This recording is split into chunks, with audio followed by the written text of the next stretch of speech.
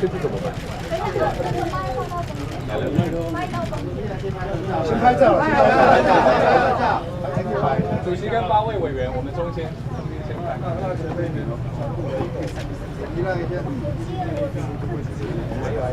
先对着好不好？我们用肩膀斜插好不好？对对，以那个主席为中间哎，对。哎，这一下吧，没有问题。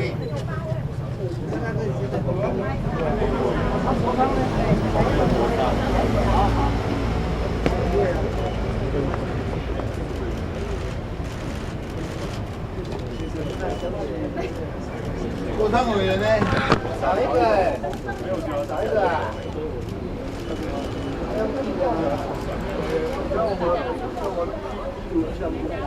少一个呢？来吧，上来。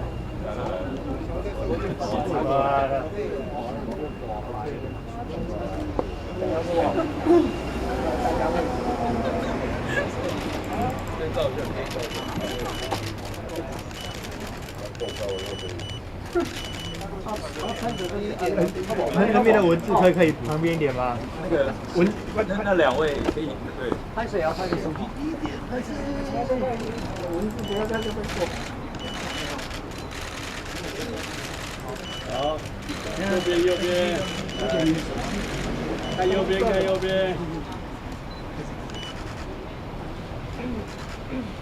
好了，来看左边。看这里，这里。好，中间来，中间嘿。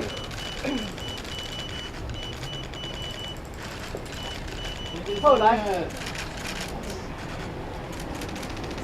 好，上麦了，好，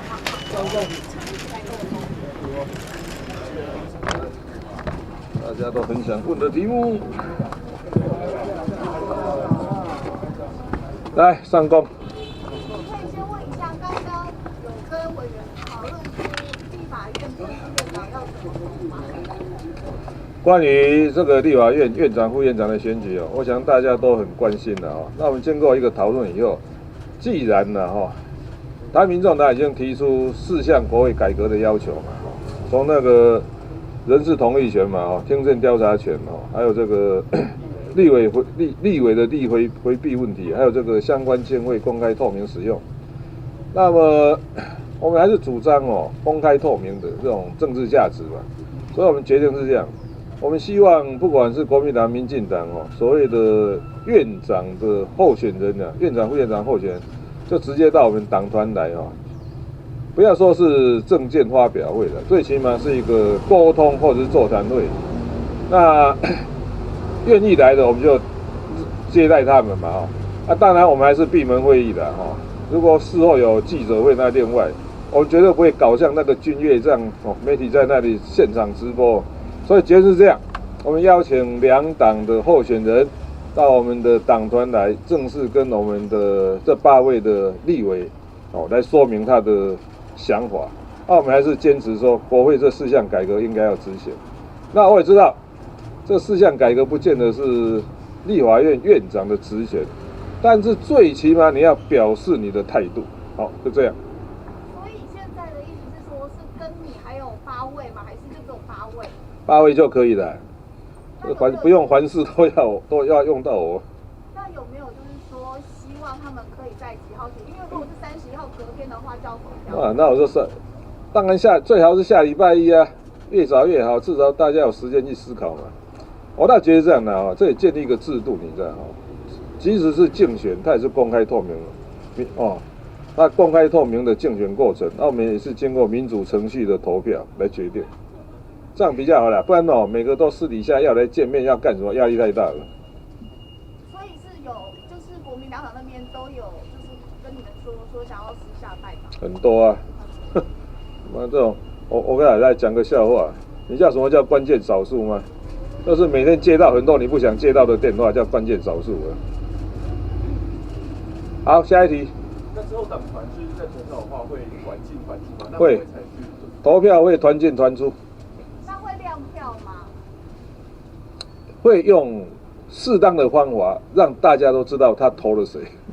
怎么样算是适这个我们还在研究。那没有团去哪一个政党会有面跟你们的比较像？我觉得是这样的哦，在外面放话的不算的哦，你就到党团来正式表达吧。不是没有团进团出会有罚则吗？这种重大投票没有团进团出，抓到一次就开除党籍啊，你的立委资格就没有了。怎么看游锡堃说对于自己当选院长非常有信心，说跟民众党这边其实关系都保持得还不错。我跟你讲哦，两边都跟我们都关系很好。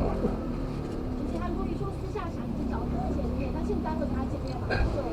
那我还是主张公开透明的，因为这样哦，私下见面，你看到底里面谈了什么，增加太多想象的空间了，对我个人来讲会变成困扰了。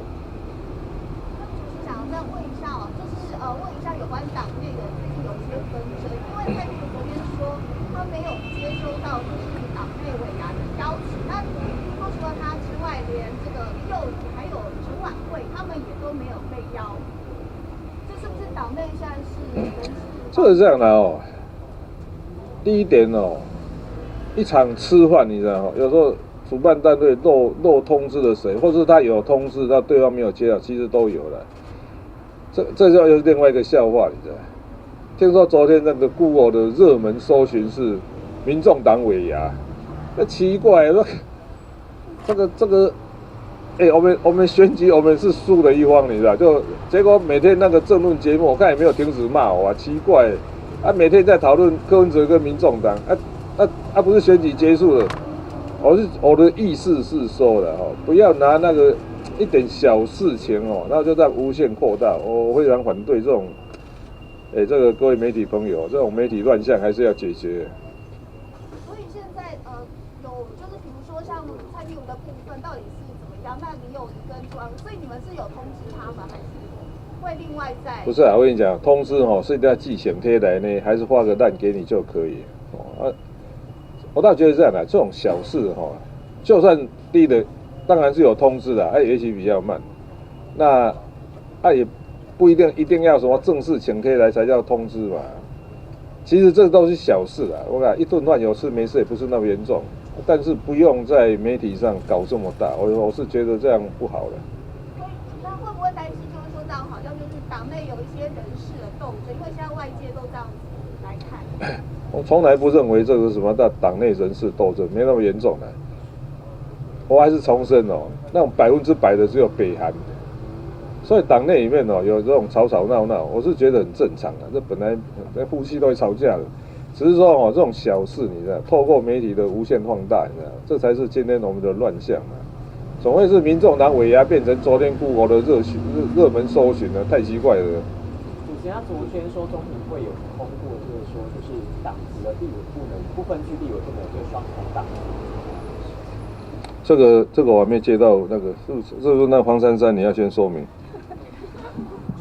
我想昨天这个是中评会他们的一个邀请我们8个不分区去跟大家沟通的一个会议。那中评委有提到这个事情，那主要是因为目前民进党党内的规范是地方党部跟主任，但是举亲以民众，那希望中央委员也有这样的处理，所以我们就按照规定办理。对。所以珊珊什么时候就是会去办？我们已经正式发信过去，所以会完成这个程序。好。那个办这个也一样。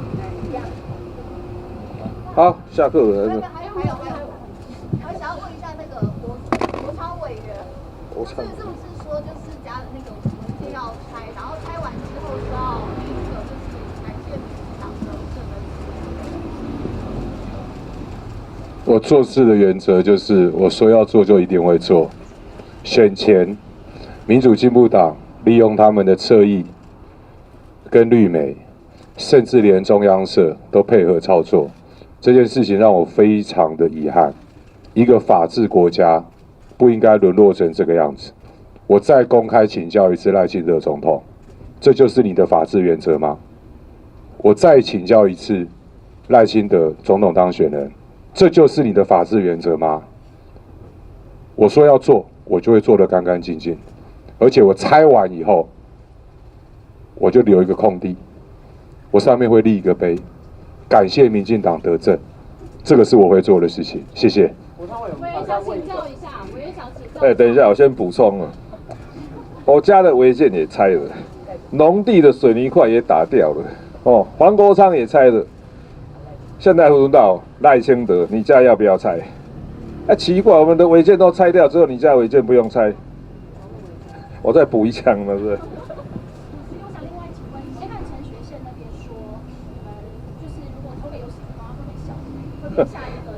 我跟你讲哦，我们投给民进党变小绿，投给国民党不是变小蓝吗？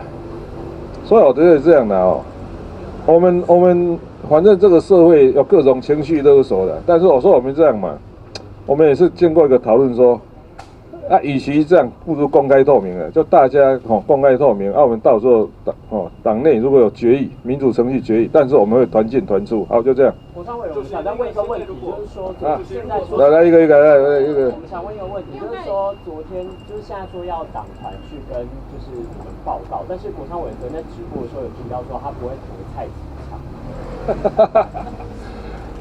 对不起哦。媒体朋友的提问我都很尊重，但我希望你们的提问题的脉络跟我的回答要结合在一起。我为什么这么愤怒？前2天在党团上面回应的时候，我们在开的记者会是在处理重要的主题，那时事上面的问题的回答我全部都回答，突然问到一个最后一个。说有一个家伙跑去贺龙的节目，然后不晓得笑了谁，问我的评论是什么。然后我说这相关当事人都不是民众党，事情我也不了解，我无从评论。那一天记者会的全程，全部都有。结果这几天，特定的媒体掐头去尾，说我对于这种歧视性的言论的态度，竟然是无从评论。新闻可以这样做吗？我再请教一次，新闻可以这样做吗？那一天在场所有在场的记者媒体朋友，大家都看到了，结果你们竟然为了进行政治攻击的目的，新闻可以这样做吗？第二点，正式回答您的问题，你如果昨天有看直播的话，讲得很清楚了，我会尊重党的决议，我说的我会尊重党的决议，我在馆长的直播连续强调了3次。但你如果要问我个人的意见，我个人的意见是我有4大理由，我不投蔡其昌。我也说了，我个人的意见，我会跟主席、跟党团的成员清楚的表达。所以这个跟刚刚主席所宣示的团进团出没有违背。这样的回答清楚了吗？这样的回答清楚了吗？好，谢谢。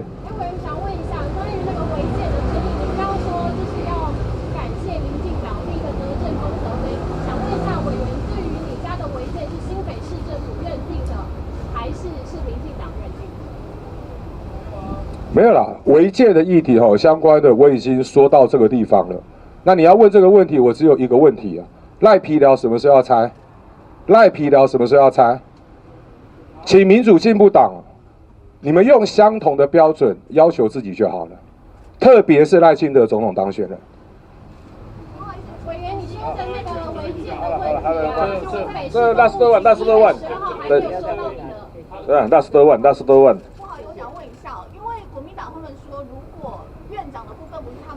他们就会放弃副院长，那这样子的话，你们会不会担心他们到时候可能就是你们如果是投自己的话，他们把票全都换给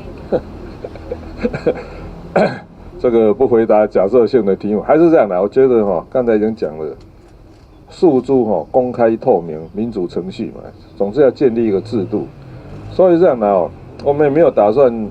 其实我们这一段时间也接到一大堆电话，所以不堪其扰，所以我最后决定说，算了，我们就是请8位党团的成员嘛，就公开透明，你总是要来讲说你要怎么做嘛，对不对？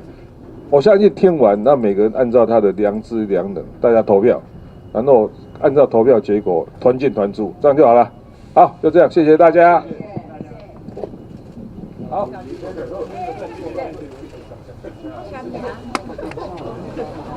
东西要给他去，好像。